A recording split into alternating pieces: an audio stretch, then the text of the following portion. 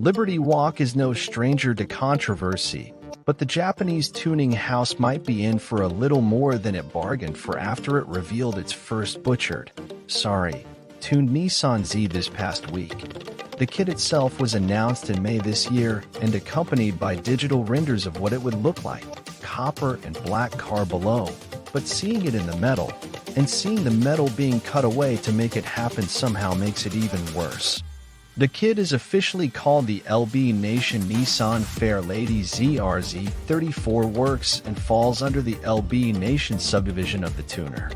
The complete kit comprises a new front bumper, front diffuser, 3-piece ducktail rear spoiler, duct hood, and massive flared fenders, although you can order it without the latter. Available in either fiber-reinforced plastic or carbon fiber-reinforced plastic, the full kit costs $9,328 and $11,583, respectively. All items can also be ordered as standalone pieces.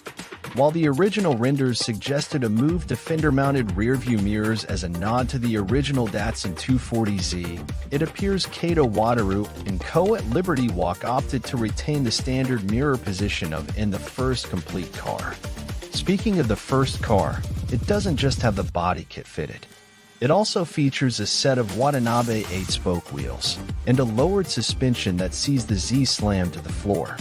The good news is that the suspension is not static, but rather an air suspension setup favored by Wataru-san on recent show cars like the slammed Widebody Ferrari F40 we saw recently. This can be seen in the video of the fenders being cut, in which the dampers don't have coil springs around them. Instead, we can see the bellows for the air suspension setup. To accommodate the fitment of the wheels within the widened arches, the original fenders had to be cut, while, at the very least, spacers were installed to give the car its wide stance.